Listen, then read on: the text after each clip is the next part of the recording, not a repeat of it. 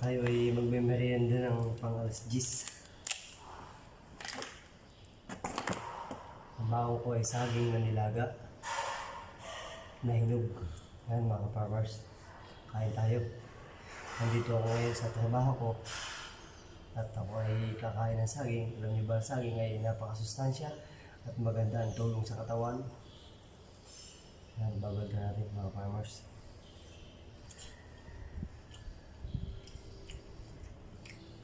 Hindi ko tinanggal yung helmet ko dahil nandito ako sa building. Mamaya may pumatak sa aking ulo. Kain tayo mga farmers. Yan. Sabi ng aking kinakain.